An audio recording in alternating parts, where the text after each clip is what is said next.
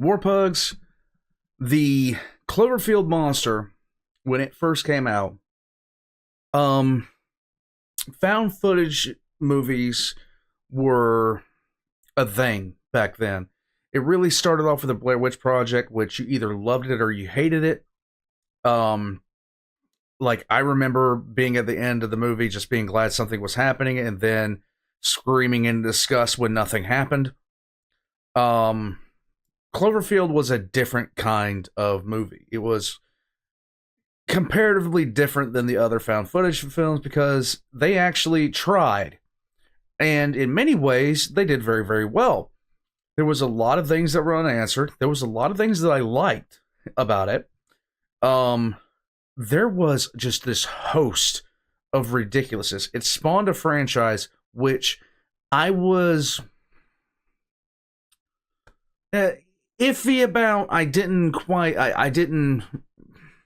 was up in the air about it, okay? I was really, really up in the air about it. I didn't know quite what I wanted to say or not say about it. It is what it is. But the big thing was, it was the first time, besides like King Kong in the modern era, we had tried to do a kaiju. And love it or hate it, it was actually pretty good. They gave the right amount of mystery to the monster as I saw it. They did a lot of things that just really, it was an interesting movie from any standpoint that you looked at it. Some people hated it. I liked it. So if you watch Cloverfield and I don't know, if you hate it, don't hate me over it. I just like the movie. I can admit there are some parts of it that are bad, but all other things considered, we're going to jump right into this. This is PointlessHub, and this is Cloverfield, the American Godzilla. Let's get right into it. Kaijus. Everyone likes kaijus. The robot fights. Oh yeah, and leave a like, comment, and subscribe if you haven't already. Shutting up, let's go. The Pacific Rim, any version of Godzilla, yeah, serious or silly. And who doesn't love Gamera? I love Gamera. Gamera. I talk a lot about giant monsters, how much I love them. But let's be honest, if you were stuck in any of these scenarios, it would be absolutely terrifying. Imagine if you were just going about your day, and suddenly your entire life is uprooted by an incomprehensible beast. No context, no overhead view, you just witness the destruction the only way you can, on the ground. And so you film it. That is Cloverfield. Yep.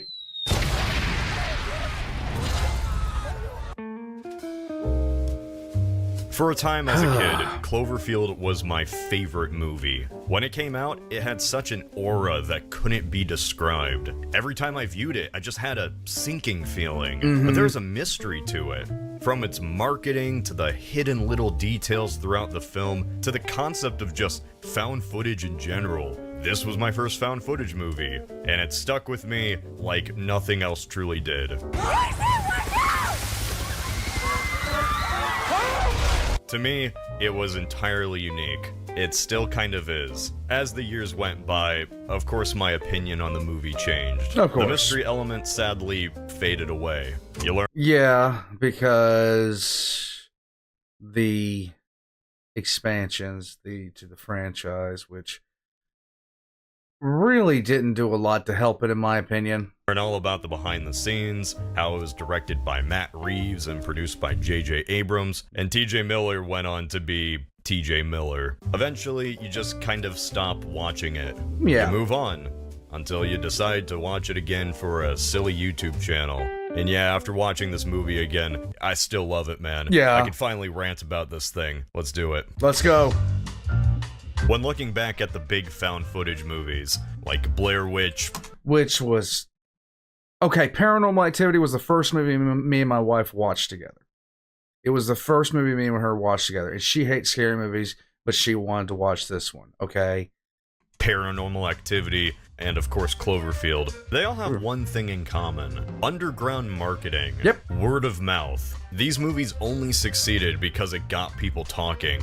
Imagine if you were in the theaters in 2007, watching, say, Transformers, and this mysterious trailer begins to play.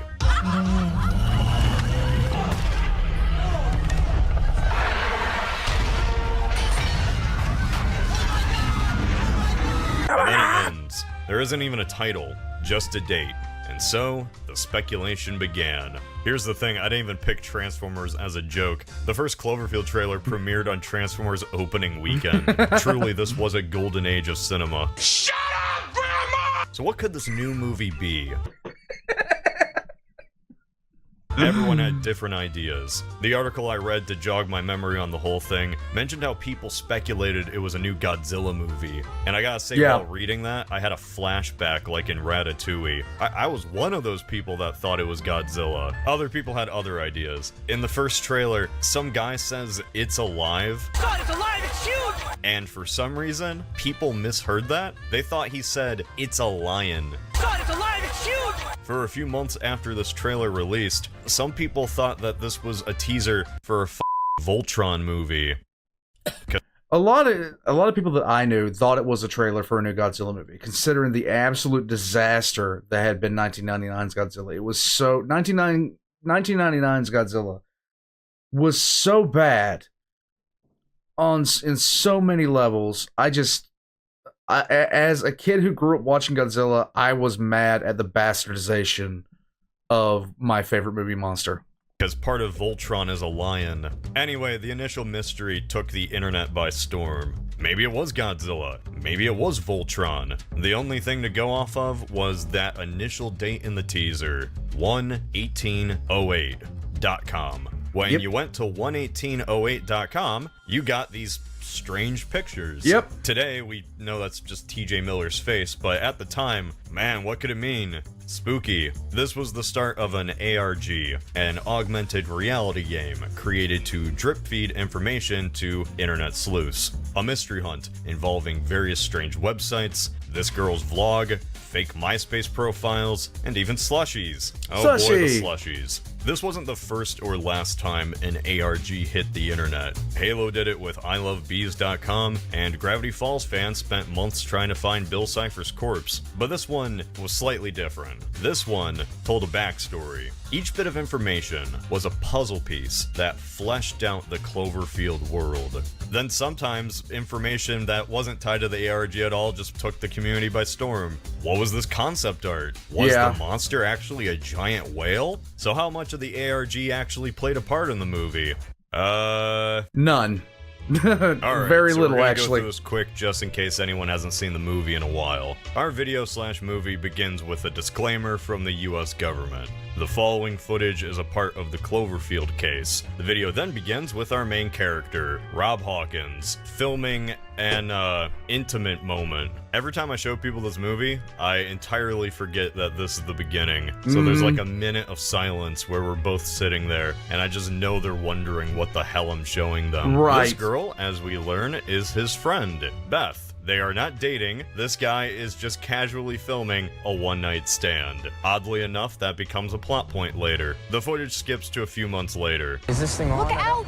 Babe, it's on my camera. I don't know if it's the on button or the zoom button. The camera is now being borrowed by his brother, Jason. Jason! His fiance had an idea for Jason to go around filming all of Rob's friends, have them say little goodbye messages. This whole movie is because this girl had a corny Pinterest idea. Jason doesn't give a shit though, so he pawned. This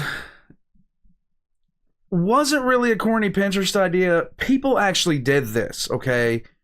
People actually, if you were going away, the main reason this has happened is because the guy is going to Japan. He's going to be going to Japan to work, and they're throwing him a goodbye party, and they're filming goodbyes and stuff like that for him, blah, blah, blah, blah, blah, blah, blah, blah. And this was actually something that happened quite a bit. In fact, it stretched back all the way to like the late 90s. I remember when I was getting ready to go into the military, they were trying to do something like this for me, and I was like, Dude, no, I will cringe. Too hard. Leave me alone. The camera onto HUD, telling him to do a very important job, one that HUD will surely do correctly. No. And then he spends the entire night not doing that. What's up, man? Hey, what's up, dude? What's up? Goes around filming friends having personal and relationship issues, and then upon learning that his friends slept together, he goes and tells the whole party. Everyone. They had sexual intercourse, they told me.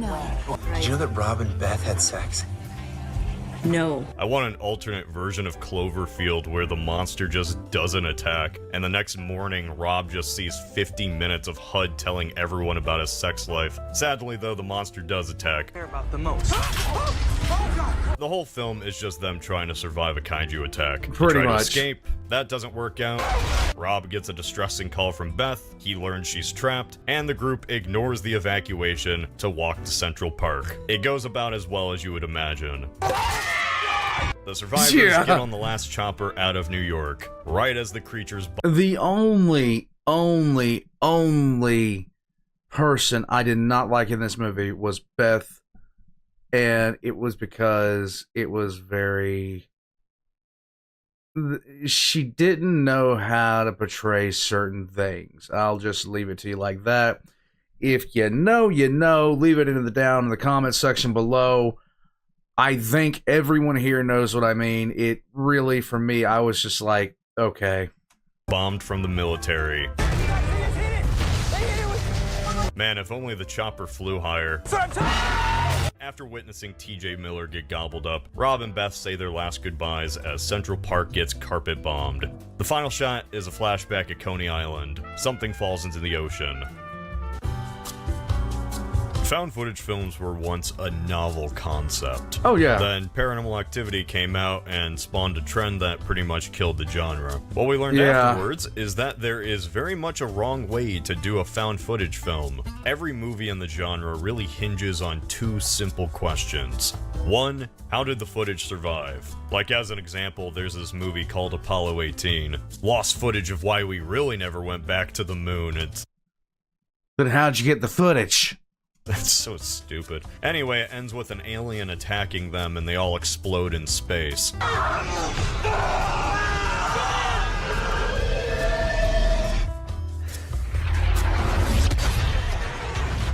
So stupid. They blew up next to the moon. How did anyone on Earth get the footage? Number two, why is the cameraman still filming? 90% of these movies can't answer that. Right. Paranormal Activity just gives up by the third movie, even rationalizing it. Cloverfield luckily doesn't have this problem. How did the camera survive? Well, it fell underneath the rubble before the final blast. Why is the cameraman still filming? Because HUD f***ing sucks. Sorry. What? I got it. HUD, back and But I'm documenting. not this. It's kind of a genius creative decision to have your camera guy be a doofus who ignores social cues. Yeah, his name is HUD. H-U-D. And the entire time you're watching this, you're thinking this guy is a complete dumbass. Because he is one. For all we know, it's from another planet and it flew here. Like Superman? Yeah, exactly. Wait, you know who Superman is? Makes things more interesting. We have a camera guy who really shouldn't be filming this, but he is anyway. He thinks it makes him super important. Yeah, people are gonna want to know how it all went down. HUD is in this movie a lot. Yeah. That's the last thing you see. That means I died. Despite that aspect of the movie really aging terribly, Yeah. it's still my favorite found footage film. And it's not just because it's a kaiju movie and I'm a sucker for that. It's because of how complex this movie really is when you look under the hood. Like, just think about how many pieces had to come together to pull this off. Found footage is a low-budget genre. The Blair Witch Project just had their actors film in the middle of the woods. Paranormal Activity was in a suburban house. Half the movie was people sleeping. Visually, there isn't a lot going on. Except for in Cloverfield. And I guess Chronicle, but this is about Cloverfield. This movie's kind of Okay, Chronicle irritated the crap out of me. I'm just saying, if you haven't watched Chronicle, don't. deceptive. Each shot seems random, but it's all deliberate to build up the scene. As a certain decrepit old man once said, you might not have noticed it, but your brain did. Like, take the bridge scene, for instance. You might not have noticed it, I can't do it. Rob gets a call. The camera pans to his brother, getting pushed away. Pan back to Rob. Okay, Beth, you're gonna have to calm down. A chopper shows up, and its light blinds the camera. Everyone looks at the bottom level of the bridge. Why are people running away? Who knows? The chopper is now shining a light on the crowd. The camera zooms in on Jason, who stands on a statue to get a vantage point. The chopper is now shining a light on him, and whatever everyone is reacting to off screen. We get a hint that it's something above him though, considering there is now water dripping on his head. The camera finally zooms out to reveal that it's the monster's tail. It's a little exhausting for me to break it down like that, but the whole movie's like that. Deliberately shot to seem not deliberate. So much thought given into every little action and pan of the camera. Because this is information the audience still needs to know to get the scene. And see, this is the thing.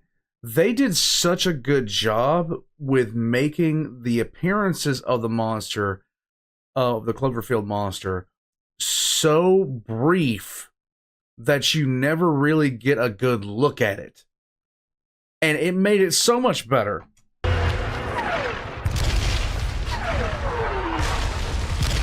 Just like in any other movie, there is still build-up, tension, and payoff. It's just done in a single cut, with a first-person view. I could easily imagine the same scene playing out in a conventional kaiju movie. The impact, though, just wouldn't be the same. Oh, no. What's kind of funny is that even though the movie did so much to lead the audience along, audiences back in 2007 weren't really ready for it. It turns out that the shaky camera led to a lot of sick people. Oh, yeah. That's fine. Weed out the weak. They never could have survived hardcore Henry. Hell no. As a kid, all this adult stuff kind of went over my head, but now that I'm older, I kind of realized that this was like a CW romance drama that literally got stomped on. Oh my god! I think the weirdest thing about watching this movie now, man, I don't know how else to say it, it feels old, but that can't be right. Yeah. I saw this in theaters. How can this be old? But everyone's on Blackberries, or flip My pain. phones, and just this guy's hair. Oh god, this guy's yes. hair dates it the most. The technology of the time is inseparable from the movie itself, which influences how the entire movie is cut together. It's disjointed and out of place, cutting at random and imperfect times because HUD kept pressing the record button on and off. I'm gonna test him up. Ooh, a knife. Hey, what's up, man? Hey, guys. Hey. Yeah, true. This movie could only have existed in 2008, True. a time before everyone ended up having a camera in their pocket, especially when physical tape itself was phased out. Throughout the movie, HUD keeps accidentally switching back to the original recording on the tape, which was Rob and Beth's nice day out. Yeah. A happier time. Now accidentally wiped away and taped over, all to film for a going away party. Did you switch the tape? Because I had a tape in there. I was hoping that they were going to say something about that because this was such a nice touch. I don't know. It was Roller coasters are fine, but like any kind of teacuppy thing. tape was in here when I... And then the tape is used for another purpose, filming the monster attack that ultimately kills everyone. Rob leaving and the monster attacking literally wipes out this nice memory they had. No, okay, well, let me ask you a question. But it's ironically what brought them back together. Their relationship still oddly lives on as a classified file owned by the American government. Everyone has Hooray! their own idea of what the most 2000s film is. The most of its era, for good and bad. And for me, I would say Cloverfield's up there. I Not can really agree with because that. It's the most dated or of its time. Please, God, no. No. People like Daredevil, too. That's the thing that blew my mind. It was so bad. But for another reason. Alright, time to talk about 9/11. Yeah. I said this in a previous video, but I'll reiterate it again. Lindsay Ellis once made a point to describe Independence Day and War of the Worlds as distinctly pre- and post-9/11. I'm gonna take that metaphor and apply it to American kaiju movies. Yeah, same metaphor for Godzilla 1998 and Cloverfield. One is peak late 90s Americana, also directed by Roland Emmerich, about a monster rampaging through New York City, and it doesn't even knock down a building. Yeah. And then there's Cloverfield. There goes the Chrysler Building. I don't think you needed me to tell you this, but so much of this movie is directly influenced by 9/11 footage. Its visual language is certainly the most 9/11-esque of any major film ever made. Matt Reeves has gone on to say the movie is a metaphor for 9/11, like how the first Godzilla was a metaphor for Hiroshima. And yeah, you can tell, it's as subtle as a brick to the face. This, for, like, okay, so oh god, the dust clouds, everything like that, oh my god, there was so much crap about this. I could say a lot. I really could. 9/11 had a profound impact on my life and its trajectory. And every now and then I catch myself, looking at stuff. And yeah, Cloverfield was most definitely, like, everything about it was drawn from that. Because, I mean, it was the first time many of us saw somebody running with a camera in hand away from something horrific. To be honest with you. That said, of all the major American films meant to contextualize 9/11, this one's probably the best. And it's really because the rest are just so fucking terrible. It's just one of those events that don't work out when you try to put it on screen. No. Ever. Like everyone saw it on TV the first time. Weller, look who's here! Mr. Peanut! I love Mr. Peanut. Mr. Peanut is here! Is he salt-free? Look at that silly. Like, it's just ridiculous. I can't, like.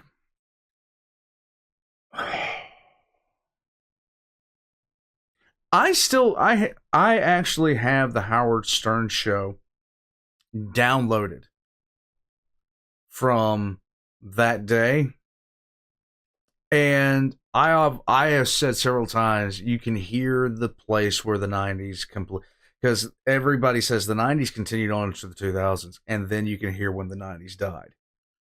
Guy, he's just a baby. He didn't mean for this to happen. Yeah, if you didn't know, Clover was confirmed to be a baby. Yeah. Neville Page and Matt Reeves said they wanted it to be like a newborn deer. This is like the worst version of Bambi ever. Yeah. At first, nothing Clover is doing is intentional.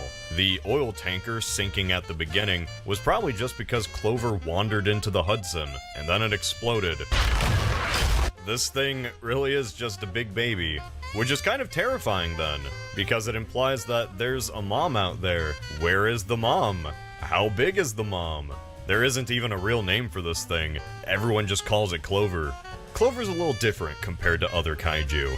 Godzilla, when he's taking on a villain role, is just downright malicious. The Pacific Rim kaiju are literally biological weapons. For a lot of kaiju, there is some intentionality to their actions. Yep. But not really with Clover, at first. Except, I guess, when it rips off the Statue of Liberty's head and throws it. But hey, that's just because Matt Reeves likes Escape from New York. For the most part, this thing acts like a baby deer. A giant, fish-like monster deer.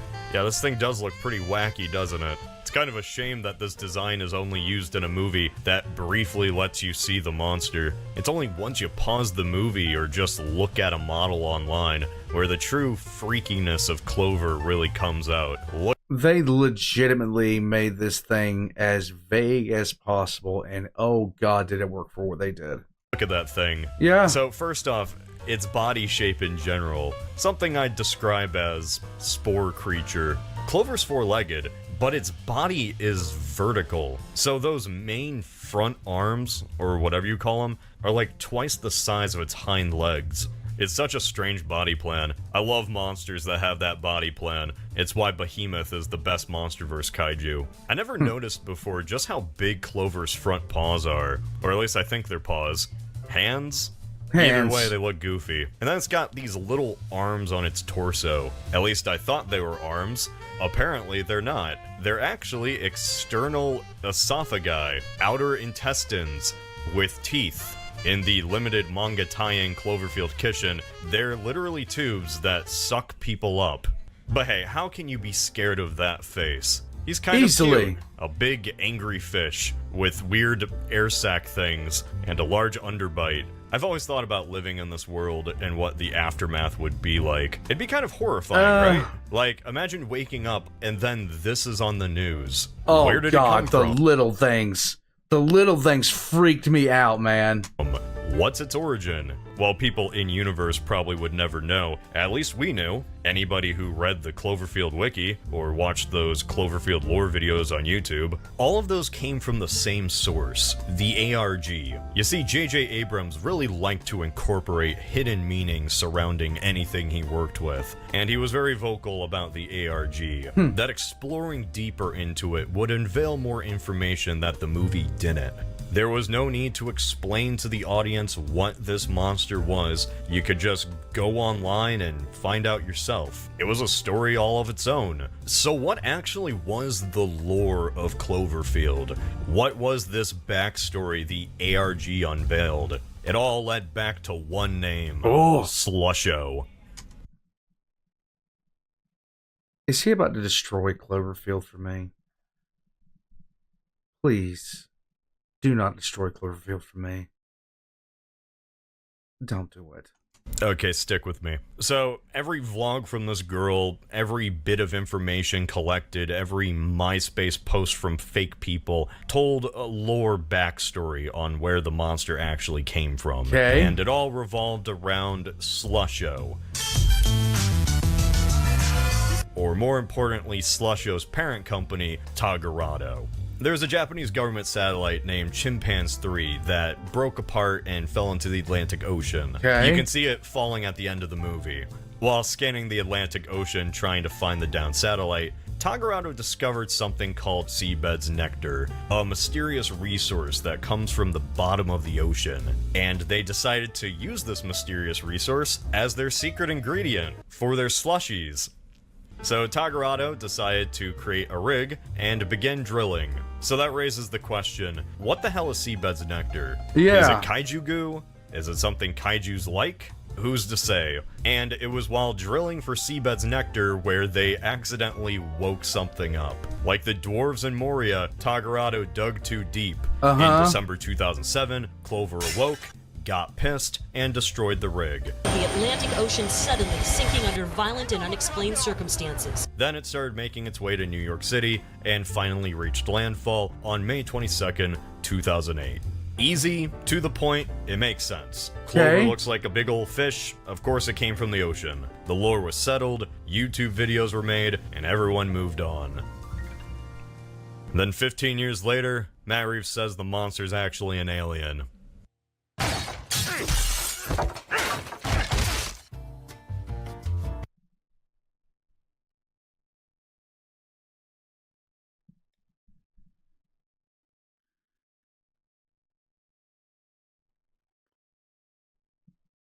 Okay. In an interview with Sci-Fi, Matt Reeves discussed working on the first Cloverfield. There was this exchange, which I'm gonna read verbatim. In terms of its species, was it of this planet, or is it an alien? It's alien. In fact, at the end of the movie, you can see the moment when it comes to Earth. It's another one of those little Easter egg moments. Yeah, But when you. we revisit the footage where they're on the Ferris wheel at the end, you see the meteor flying down and hitting the ocean. That's actually the beginning of the baby being on Earth. This was a nuke to all the ARG enjoyers out there. Truly, there were no survivors. Many simply ignored his comments. He wasn't involved in the deep lore. He just forgot what they included in the ARG.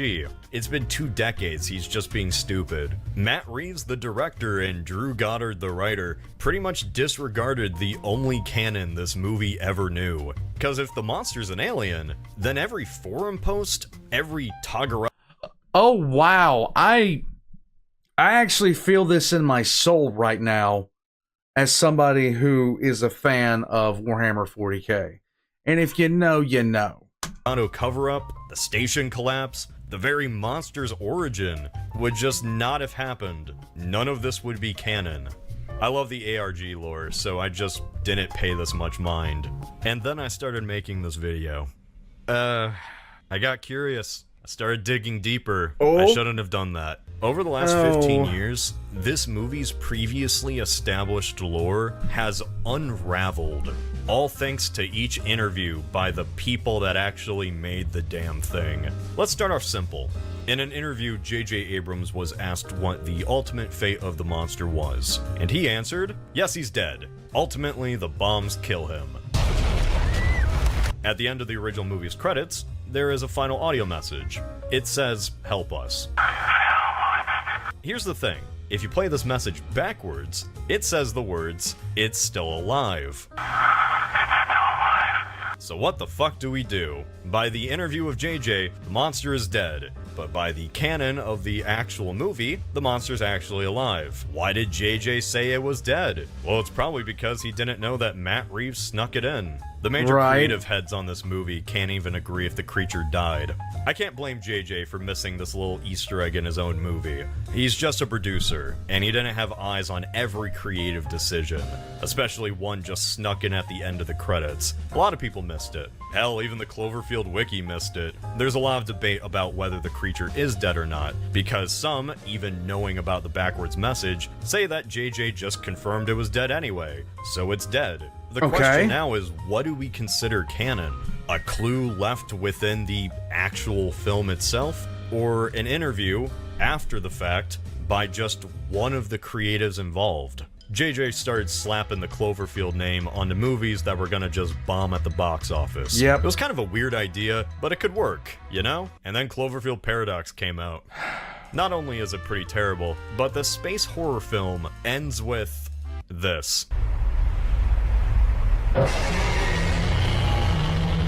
Yeah, a series that was getting away from the kaiju monster and making its own name ended up right back where it started, tied to the first movie. All because JJ couldn't help but jingle some keys in front of the audience. This monster, though, is really big. Massive. It's up to the clouds. If Clover is a baby, then that's probably its mom. At least I thought it was. Until JJ opened his mouth. It's the same creature, but definitely bigger. I mean, decide, ass. It was a baby in the first one, so maybe it started eating its Wheaties and grew a little bit. This creature at the end of Cloverfield This is who you trusted with Star Wars, by the way. Paradox is the same monster.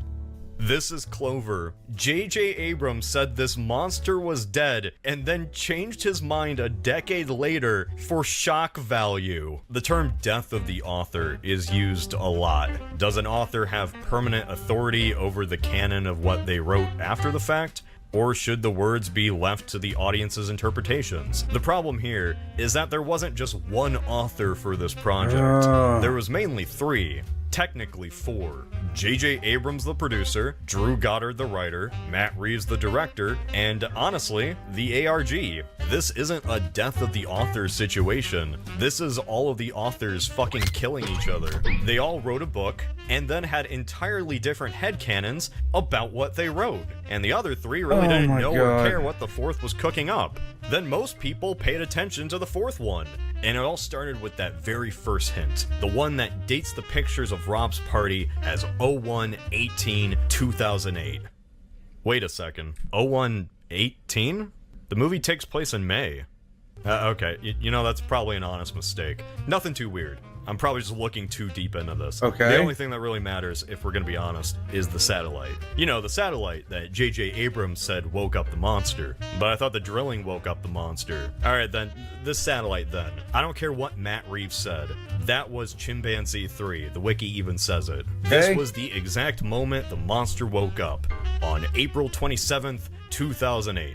Now we just have to confirm in the ARG itself, this was when the satellite fell. And going into Tagarado Corp's website in the Wayback Machine, we see right here, Tagarado used the Hatsui satellite to try to identify a rogue piece that is thought to have fallen off the Japanese government's Chimpanzee 3 satellite. Okay. Although Hatsui's work has not yet been able to confirm the identity of the fallen piece, Tagarado scientists and engineers are busily trying to track and recover the fragment.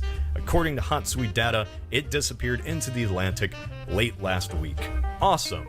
Now we just have to find the date, and it's January 3rd, 2008. Wait.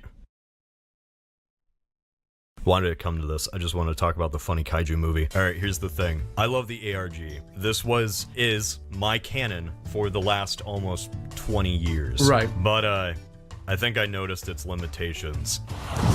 The simple fact that this was a real-time event for a movie that was released on January 18th, 2008, and Cloverfield's time frame is between April 27th and May. The ARG's events kind of had to end in January, at least the major elements of it. They did post a few things after, but not a lot. Either way, this created a time gap of a few months. So what's the problem here? Just move a few dates. Well, while the ARG is implied canon, the movie is actually canon. Like, something did fall out of the sky on this date. And if you consider the dates of the ARG canon, then the satellite fell before January 3rd. It couldn't have fallen on April 27th. Now, I've seen a few explanations for this. One, this was actually the secondary satellite, the Hatsui. But, like, this is collectively agreed to be Chimpanzee 3. I mean, you could pretty much ignore any time issues because it makes the events more interesting. Right. Who cares? It's fiction. This is ultimately just headcanon. And I tried to do that. I really tried to do that. So according to the ARG, Tagarado scoured the ocean for the satellite and found the nectar spot. Yay. Then they built the rig over the nectar spot, which awoke the monster and destroyed the rig in December 2007. Okay. But the website says they were looking for the satellite in January 2008. Why is this before that? Okay, say the Chimpanzee 3 crashed in April 27th, just like JJ said. Right. Well then, Tagarado would have identified the area, discovered it was a source of nectar, built a rig, and then have it blow up in the span of a month. You see the flaws here. Yes. If you like the ARG canon, don't let me be a buzzkill. You can have your own head canon, that's fine. But for me, I personally can't help thinking if this whole lore was just 3 marketing agencies without really any communication, all going off vague notes from Bad Robot. Right. And they all got their dates crossed. Do we start considering parts of the ARG just not canon? Which parts are canon? Is none of it canon? If you look into the abyss of the mystery box, does it look back? That damn satellite just keeps popping in my head. I just keep thinking about what Matt Reeves said. How he put things into the movie that JJ didn't know about. How JJ just changes his mind. And a dark thought enters my mind. What if Clover was an alien? Oh boy. Remove the ARG from your mind. Okay. We are dealing with purely the info we have in the movie. What are we left with? This is a movie about young people in New York whose lives are uprooted by a monster attack. Who are the main characters? Really, it's Rob and Beth. This is Rob's camera, and it's about him learning about what's important through disaster. The movie starts with these two, and it ends with these two. If Clover was actually an alien, what does it contribute to the lore? Nothing. The Absolutely nothing. ARG is not canon, all of these videos are wrong, none of it was canonical, even those really cool pictures of parasites in the ocean. Those parasites were utterly horrifying. And I'm really surprised he didn't say anything about them. We accept that the ARG was a fun marketing tool by J.J. Abrams, a guy who has been shown to not really think any of this through, and even if the ARG tried its best, it clearly was not the main priority by anyone who was in charge. So let's say Clover was an alien. He came from outer space. What does it contribute to the movie? If we go by the ARG lore, this is the ending. After Rob and Beth's death, the camera jumps to their happy day together. We see a satellite fall to the Earth in the background. Through the lore and JJ's confirmation, this was the satellite Chimpanzee 3. It may or may not have woken up the monster. While searching for it, the Tagarado Corp finds a source of seabed's nectar, which they use as an ingredient for their slushies. Yay! They create a rig to contain the creature and also drill. The creature awakes, destroys the offshore rig, and steamrolls for New York City. Cloverfield ends with a little nod to the people who followed the ARG, like JJ said. The satellite is really just a hint for people to explore the lore themselves, a wink at the audience. And this has been my headcanon since 2008. And then there is the alien ending that Matt Reeves and Drew Goddard apparently intended. Approximately 7 hours ago, something attacked the city. The movie ends with Rob and Beth holding each other as the bombs fall down. I love you! I love you!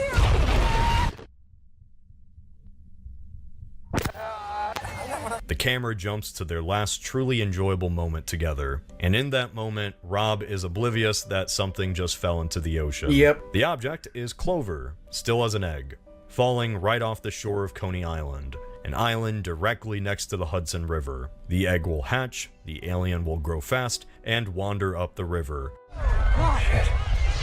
And as its first snack, trying to eat the Statue of Liberty. Why it's here, we don't know. But in this final scene, we do get one question answered: where it came from. The payoff of all of these flashbacks truly coming to a head, showing that this camera was the first one to spot the monster. There's also that dark irony.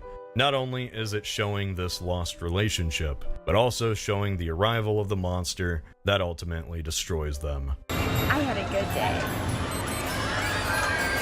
The movie now has far less background information, but you also need less info. Right. This is a more self-contained movie. To me, this just raises more questions.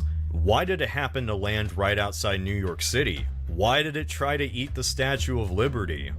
No, actually, think about this. Other than it being a reference to Escape from New York, why in-universe did Clover try to eat the Statue of Liberty? Why did it assume it was food? Clover has never seen a human before.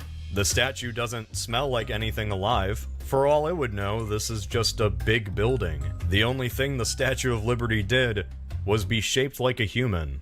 Who was eating people? Who was eating everyone? And yeah, we no longer have a Lovecraftian horror, but we have a cosmic one. Yeah. This is a terrifying kaiju that pops out of nowhere. Our characters have no clue what's going on. And now, if you choose to accept this new idea, neither does the audience. The only information we're given from Matt Reeves is that this creature came from space, it's a baby, and it's still not dead.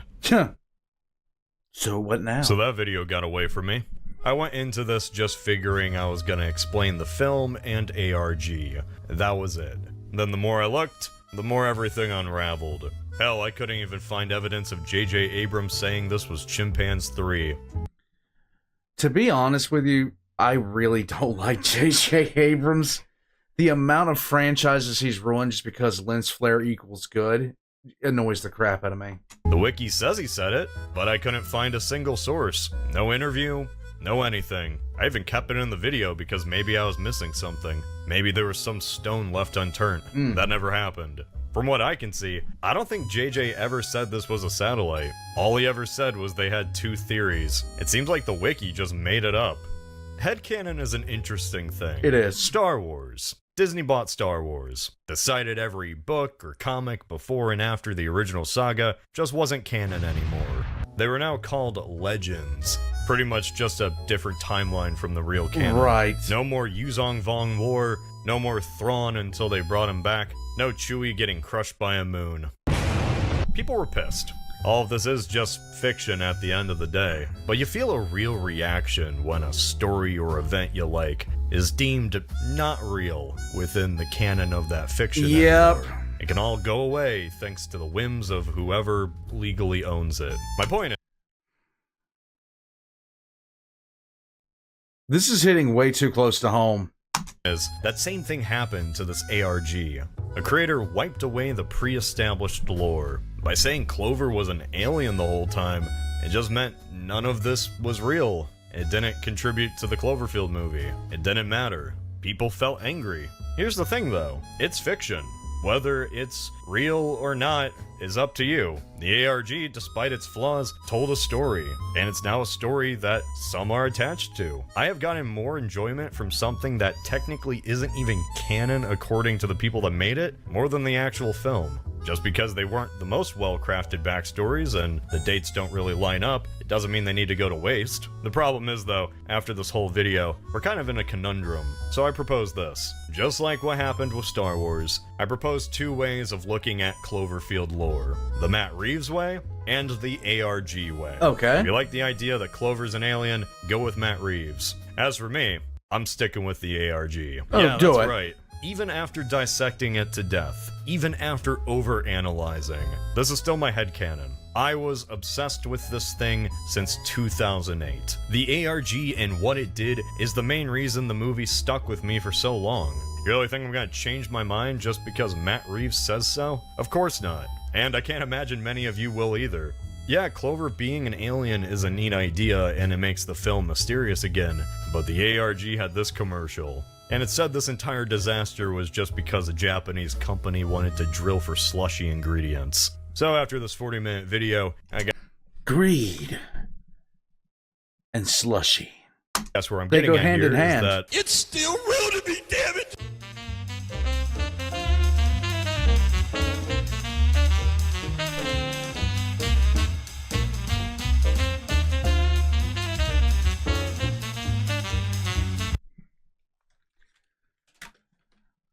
So, Cloverfield is just one of those movies where, out of a particular genre, I consider it the best.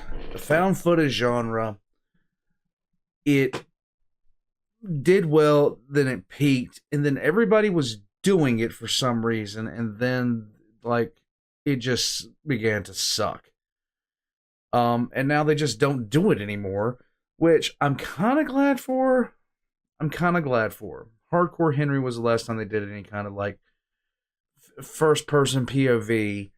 And to be honest with you, Hardcore Henry is awesome, but if you have a weak stomach, don't watch it. You will get sick.